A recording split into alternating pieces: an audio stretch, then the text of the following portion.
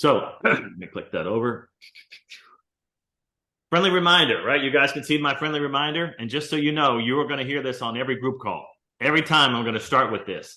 The amount of stress you feel in your life and your business is in direct correlation to the lack of systems you have in place. And that is a quote from me that I've been using for 2 decades now. And I always remind my private clients that if you're feeling any stress, I need you to check yourself on, do you have a system in place for that? Whether you're packing for a vacation and you get to where you're going and you start feeling stressed out because you didn't pack your special Vans or your special shoes or your special shirt, it's usually a direct correlation to you didn't have a system in place when you packed your suitcase. It's the same thing in our businesses as well. If there's certain stress you have, I want you to check yourself on the system. So another reminder for each of you is common sense is not common practice. So as I teach this particular session, I really want you to challenge yourself in terms of this. Use this slogan to check yourself.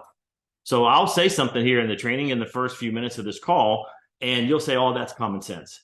What I want you to do is finish that sentence, and I want you to ask yourself, is it common practice in your business? So that's a good checkpoint for you. Challenge yourself. Use this slogan to check yourself. Common sense is not common practice.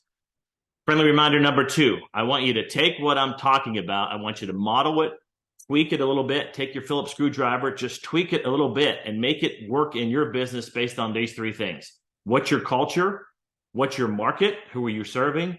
And then, we're all dudes on the call. Do you have the cojones? Do you have the courage to implement that at least for 30 days and challenge yourself to get better in this particular area? So those 3 things, model it and tweak it based on your culture, your market, and your courage. And then again, the pilot test it in your market and commit to taking these actions for at least a month.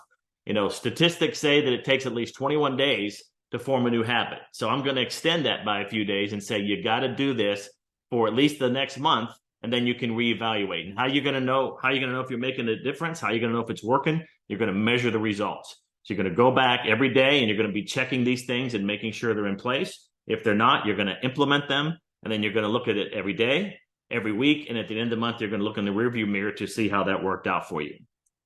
So the money is in the list. So I want to talk about contact details. This is one of the keys to skyrocketing your marketing and your sales game. I want you to think of new ways to gather valuable contact information and stay in touch with not just your prospects, but also your current clients. So create new ways to gather that valuable contact information. I'm going to dive into a few of them here just to give you some ideas and get your creative minds thinking. I need you to be there when they're ready.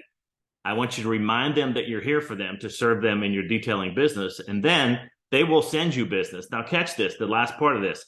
Clients will chase you versus you chasing them.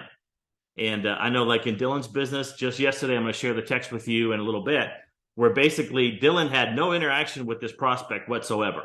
They chased Dylan down to get Dylan to service their 2 vehicles. And I'm going to show you the process that we use to make that happen. Imagine how your world would change, right? So instead of you chasing clients, clients are chasing you and said, hey, Sam, how do I get in? Well, I'm booked for 2 weeks. We want people chasing Sam. We want people chasing Andrew. We want people chasing Brian and Dylan and so on and so forth. So as I go through this, I really want you to think through, how can you tweak this a little bit and implement this in your business?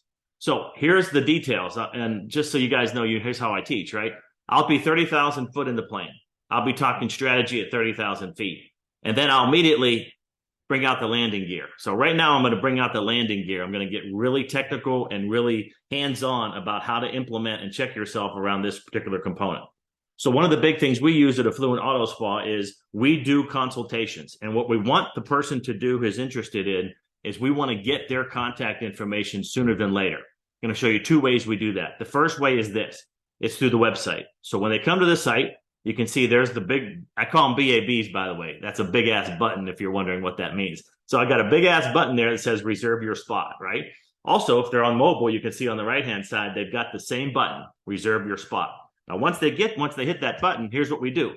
We immediately start getting their contact information. So on the first screen here, you'll see we get their address as an example. We get their name, we get their email address, etc. And this is the big one here about their home address.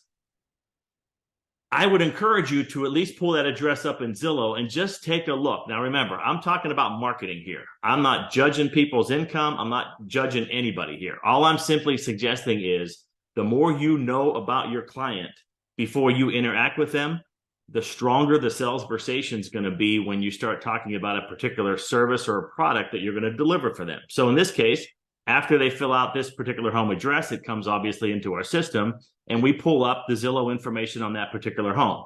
Now, in this case, you can see this home is $1.1 million. It's a pretty decent sized home.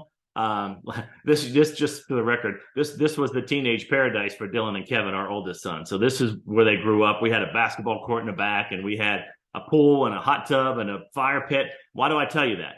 I tell you that because if, Samuel, I was your potential client and you knew that this was the home that we lived in with our awesome family, your conversation is going to be different as compared to someone, and again, I'm not judging here, we're talking marketing, as compared to someone who lives maybe in an apartment or something a little bit smaller or something that's not valued as high as that.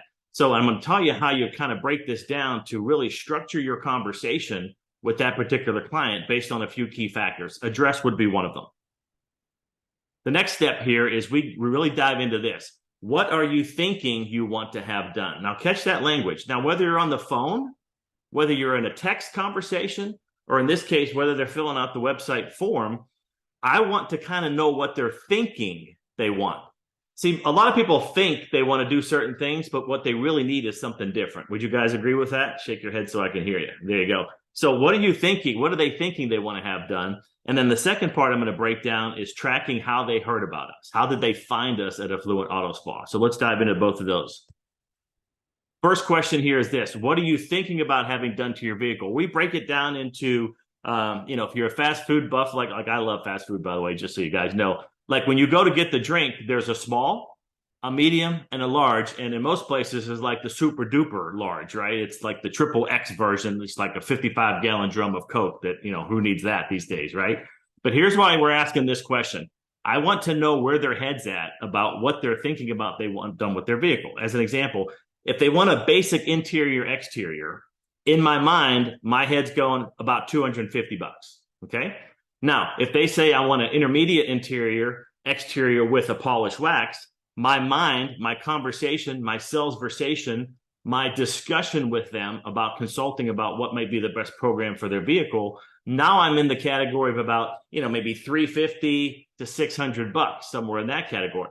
If they pick advanced, catch that word, advanced interior exterior with full, catch that word, full paint protection and ceramic coating, now my mind is like $1,400 to $2,000. So do you see how that simple question immediately kind of helps you figure out how that conversation is going to go? Now, as a reminder, we have not had one word exchanged with this customer other than the web form they filled out.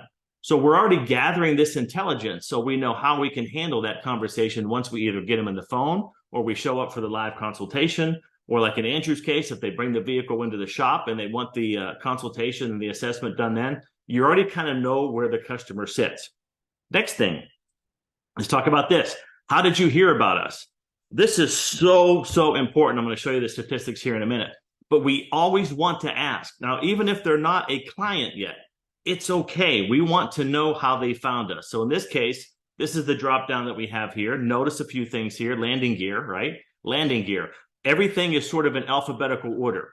So example, did they learn about us through Dylan's book? Did they learn about us on the internet? Did they happen to learn from us on social media? So we have those categories broken out, and then we go one step further to find out, for instance, if it was the web, what part of the web? Did they find us on Bing? Did they find us in a Google ad? Whatever that happens to be. The reason we want that data, it helps us structure our sales and marketing moving forward. When something's working really well, we want to dump more gas on the fire, right? If something's not working so well and we're investing hypothetically a lot of money in particular ads and they're not pulling, they're not giving us the potential clients that we want, it gives us the data. I say, don't get mad, get data. It gives us the data to go back and fix that. Either shoot it, get rid of it, move it on, or tweak it to make it better. Next thing I want to talk about is this. On the site and on the mobile device, they have the ability to text us. So far, we've given them two options to interact with us. One, through the web form. Second, we're giving them the ability to text us. And guess what? There's a third option here as well, which is the phone. So you can see on whether they're on the desktop or laptop, or they're on their device, or if they're on their mobile device, you can see that they can text us or phone us right from here. So let's dive into that. This was a text message that came in this week. This person happened to call us. Catch this now. They happened to call us. Dylan's customer service person could not take the call. Immediately, the text message went out. You can see the first one up there in green. Sorry we missed your call. Text us at this number and our team will reply, or you can schedule your vehicle consult here. So immediately, we're giving them two options, right? Hey, if you're already on your phone, just text us what you're thinking, or just click that link and they'll go to the site that I showed you just a few minutes ago where they can fill out their information and we can find out what they're thinking, what kind of vehicle they have, and all those other cool things. Now, in this case, this person decided to reply back to the auto message. My son-in-law, Rodney, blah, blah, blah, blah, blah. I have 2 autos that need cleaning and detailing, blah, blah, blah, blah, blah, blah, blah. Do you come to my house? We are already having a sales conversation now.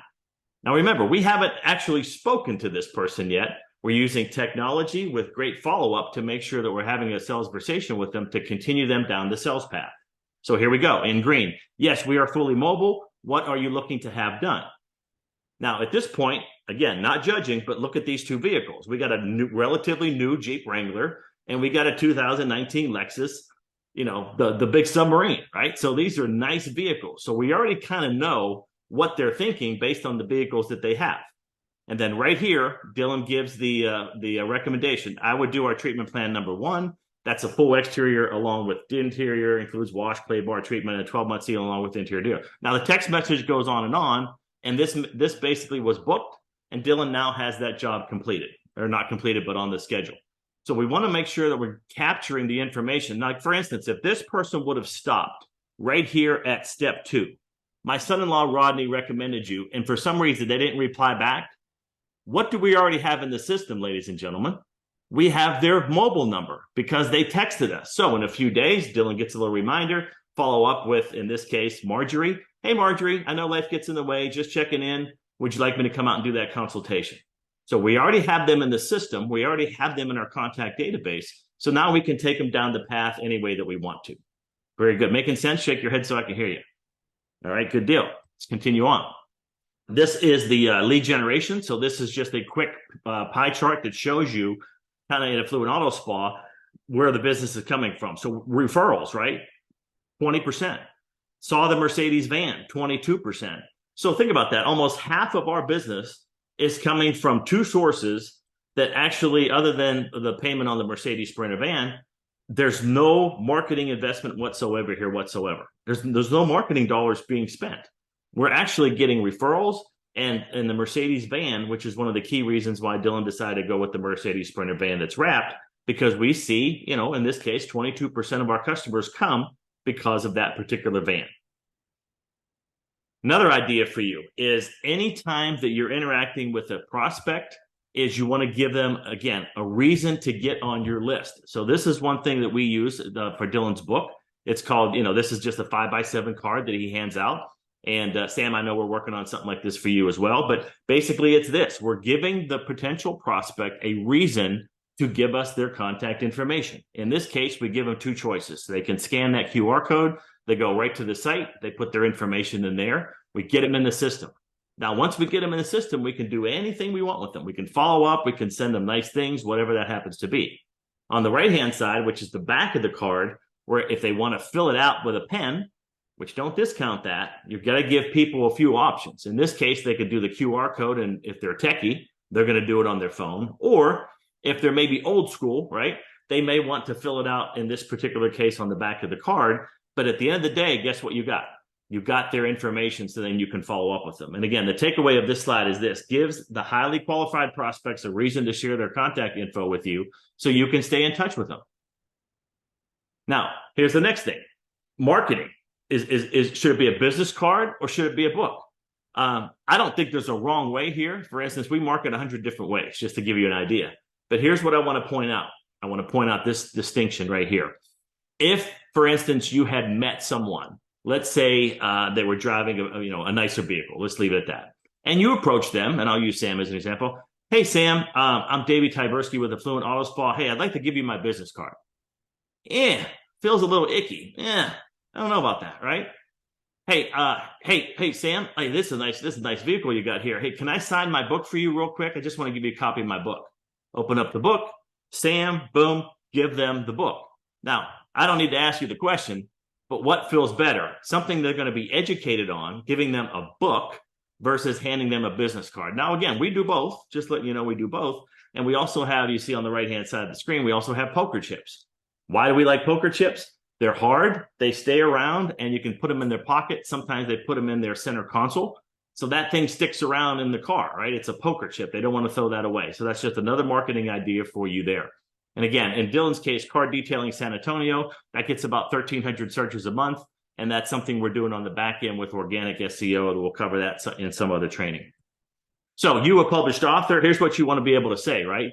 I wrote the book on car detailing. So in Dylan's case, I wrote the book on Car Detailing San Antonio. Now, if the prospect has a choice to pick John or Jane Doe that has a business card, or they could pick the guy who wrote the book, Car Detailing San Antonio, or in your case, Car Detailing Your City Name, who are they going to pick, right? The business card guy or somebody who wrote the book on detailing? Make sense? All right, good deal. Again, friendly reminder in closing, the amount of stress you feel in your life and business is in direct correlation to the lack of systems you have in place. So as I close out the session, I'm going to challenge you to do this. Use this presentation as a checkpoint. Where can you modify your sales and marketing process? Where are there some gaps in your sales and marketing process right now that you could tweak, or in some cases, start brand new to put this system in place? So that's all I have for you right now. I'll catch you on the next one.